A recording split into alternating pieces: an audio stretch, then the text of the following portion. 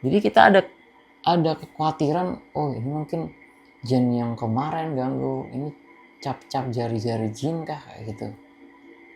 Dalamnya tuh berongga, dan dalamnya tuh banyak ulat-ulat guys. Warnanya coklat-coklat abu-abu gitu loh. Dia menggeliat-geliat gitu. Ih, kok berarti kan pohon ini pohon sakit ya guys ya. Tapi kok bisa.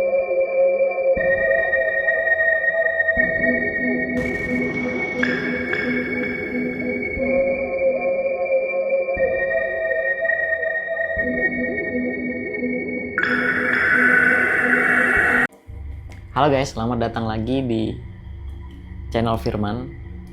Seperti yang aku janjiin di video sebelumnya, aku akan ceritain tentang pohon yang keluarga aku tanam di teras guys. Pohon ini jenis pohon jarak.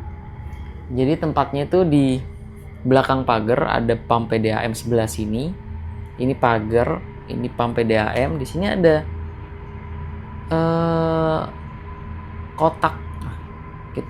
Kita sisain kotak yang masih ada tanahnya gitu, gak kita tackle semua, gak kita kasih ubin semua, jadi kita sisain sekitar segini lah ya.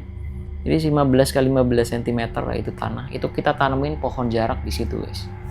Dan inilah pohon jarak ini adalah rumah dari si jin itu. Bagaimana kita tahu kalau si pohon jarak ini rumah dari jin yang ganggu mama aku? Gini ceritanya. Setelah kejadian mama aku mendengar ada jin ngobrol di ruang tamu, kakak aku yang perempuan yang waktu itu masih SMP, dia punya temen yang ayahnya ini orang pinter guys. Jadi si kakakku ini inisiatif lah ke mamaku. Jadi si kakak aku ini bilang kalau, mah mending minta tolong sama bapaknya si A deh, karena dia nih kalau masalah-masalah seperti ini dia paham lah, karena dia orang pinter gitu ya. Setujulah mama aku untuk minta tolong ke bapaknya temen SMP-nya kakakku yang perempuan ini. Dihubunginlah beliau gitu kan. Singkat cerita, akhirnya beliau bersedia untuk bantu kita datang ke rumah untuk ngecek rumah kita ini ada apa. Dia datang sekitar habis maghrib guys. Habis maghrib dia datang ke rumah. Tok tok tok tok gitu kan. Siapa kan? Kita kira siapa gitu. Ternyata Assalamualaikum. Oh iya pak, masuk. Oh bapaknya si A ya gitu kan. Mamaku bilang gitu. Masuk pak, masuk. Kita ngobrol di ruang tamu gitu. Ruang tamu, ceritalah kita kegelisahan dari kami kan. Kalau mama aku nih pernah ketindian gitu, rep-repan, terus ada jin yang ngobrol di ruang tamu kita, dan gangguan-gangguan lain yang kita alami di luar ini ya, di luar si jin ini. Pernah ada kuntilanak di tangga belakang, ngerasa merinding ketika kita malam-malam ke dapur gitu. Itu kita ceritain semua. Sampai akhirnya si bapak ini ngecek lah ke sekeliling rumah kita. Dia mulai ngecek ke teras, awal teras. Dia lihatlah pohon jarak ini gitu guys. Pohonnya memang subur gitu ya. Biasanya karena memang kan pohon ini banyak manfaatnya buat kita gitu. Jadi daunnya ini kita gunain kalau kita kembung gitu. Biasanya ditempelin ke perut kita, bisa akan meredakan kembung gitu. Banyak juga tetangga-tetangga yang minta daun ini untuk obat gitu. Setelah ngecek, dia kayak si bapak ini kayak mulai baca-baca sesuatu lah di sekitaran pohon itu, pohon jarak ini. Baca-bacalah sesuatu gitu sambil lihat-lihat sekeliling. Setelah dibaca-bacain ayat-ayat di pohon itu, akhirnya si bapak ini mulai masuk ke ruang tamu. Dia ngelihatin sekeliling sambil baca-baca ayat-ayat gitu. Dia masuklah ke lorong ruang tamu gitu. Ke lorong ruang tengah.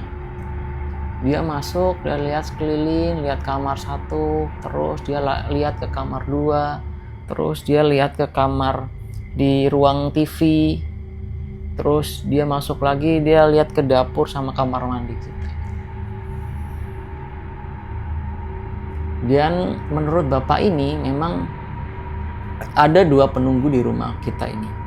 Ada yang ganggu, ada yang nggak ganggu. Lah yang Mbak Kunti ini yang di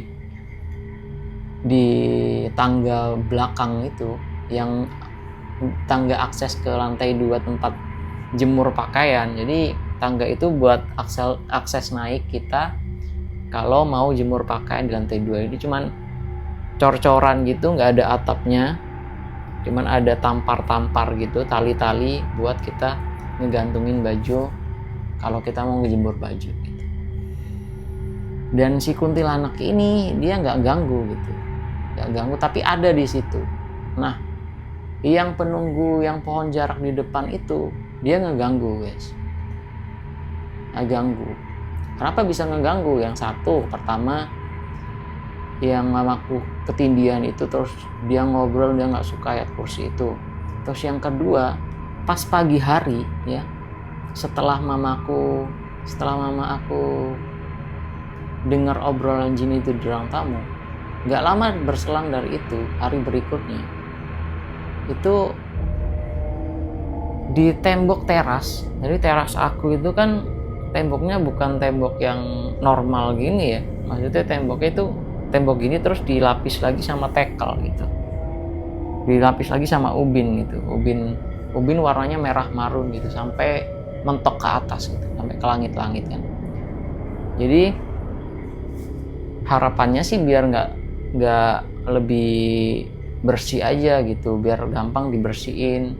Jadi nggak ada yang retak-retak, nggak ada tembok-tembok yang lembab dan lain-lain, nggak ada. Jadi diputuskan mama aku sama papa aku itu untuk ngasih ubin di tembok gitu kan.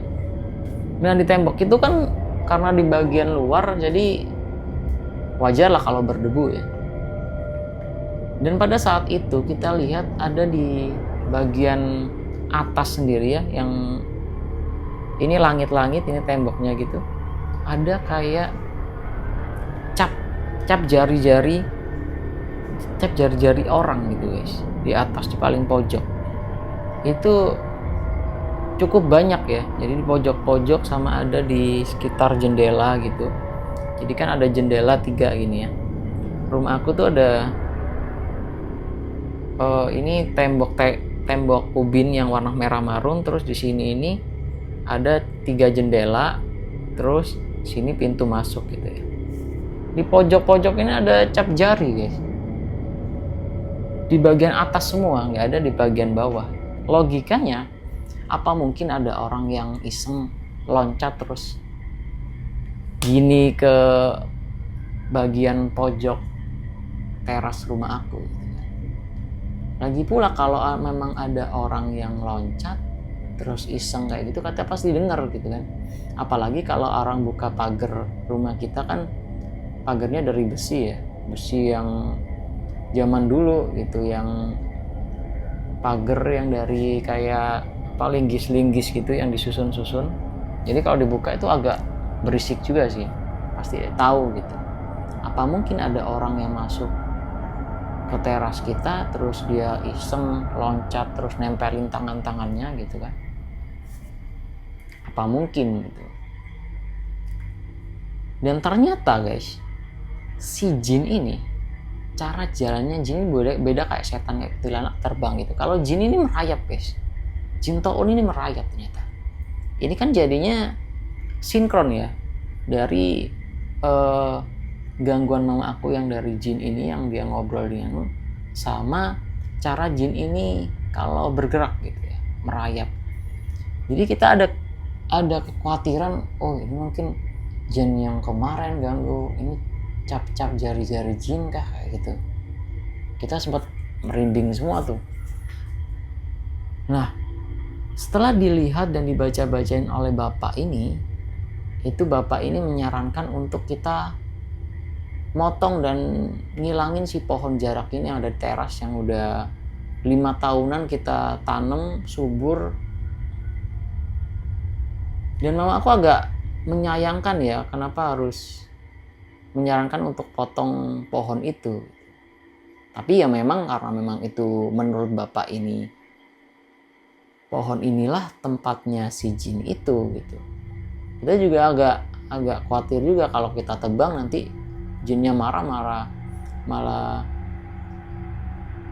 berdampak negatif lagi ke keluarga kita gitu kan.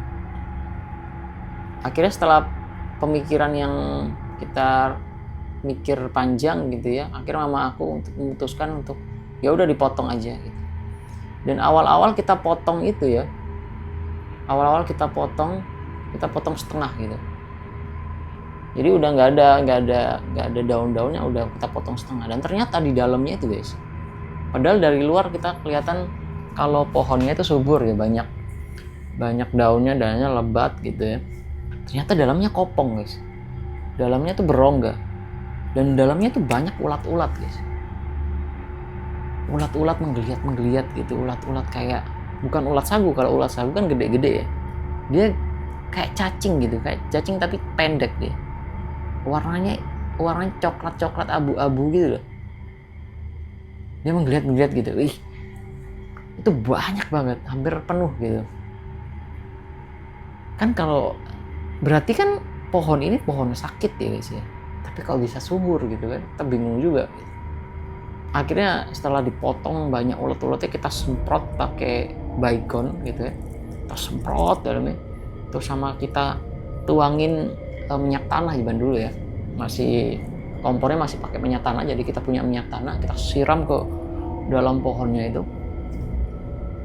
Sampai si ulat-ulat ini mati semua guys. Singkat cerita kita cabut lah, kita buang semua, jadi udah kosong gitu ya, udah nggak ada pohon lagi gitu. Dan bener aja guys,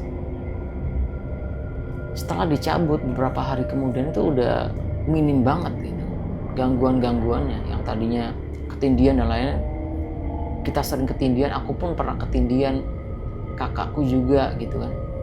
Dan itu udah minim banget, kita bisa sedikit tidur nyenyak lah ya.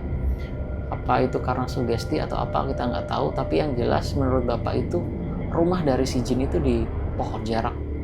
Dan setelah kita tebang ya memang entah itu sugesti atau memang itu beneran membaik, tapi alhamdulillahnya membaik ya, kita merasa membaik ya, kita positive thinking aja kalau itu memang udah hilang terus menjadi lebih baik, lebih tenang rumah kita ya alhamdulillah gitu kan.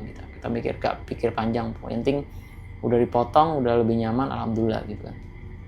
Kita bersyukur juga, berterima kasih sama bapak itu yang udah menyarankan untuk potong pohon jarak ini.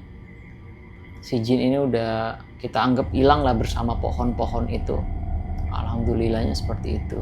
Padahal awal-awal aku mikirnya ya waktu anak kecil ya, waktu itu ada bercak-bercak jari itu, tak pikir ini dewa naga merayap di tembok teras rumah kita kan, banyakan nonton Keras Sakti dulu anjir.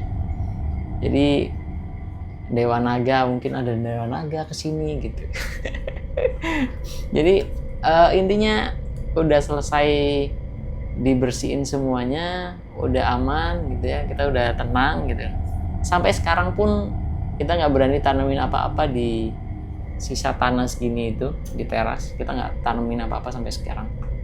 Cuman kalau karena memang mama aku ini kan orangnya dari dulu memang sensitif ya tentang hal-hal gitu dari kecil dia. Mama aku kan kecil besar di Madura ya, jadi dia di rumah kakek nenek aku yang di Madura itu dulu juga pernah ada heboh jin tamu guys. Jadi jinnya itu dia ngetok setiap rumah-rumah yang ada di Madura itu, barang siapa yang nyaut atau siapa tuh gitu, diketok tok terus ada yang jawab siapa gitu, itu dia besoknya mati guys. Itu dulu heboh banget di Madura. Ini dialami langsung sama mama aku juga soal jin tamu ini. Jadi ketika mama aku ngalamin di rumah Surabaya ini yang ada jin ngobrol terus dibacain ayat jin tamu itu terus hilang. Lah mamaku juga khawatir, apa ini jangan-jangan kayak yang jenis jin yang sama yang dulu waktu mamaku kecil sampai heboh di Madura itu kan. Takutnya seperti itu kan, makanya mama aku minta bantuan itu, sampai nyari bantuan supaya dampaknya nggak terlalu melebar atau dampaknya nggak sampai fatal lah ke keluarga kita, seperti itu guys. Oke guys, segitu dulu cerita tentang jin tamu dan pohon jara yang kita tebang. Terima kasih buat kalian yang udah nonton video ini, terima kasih udah buat kalian yang udah nyimak, dan jangan lupa subscribe channel ini biar aku lebih semangat lagi untuk bikin video-video baru tentang pengalaman-pengalaman horor yang dialami oleh keluarga aku. Thank you guys, sampai jumpa di video berikutnya.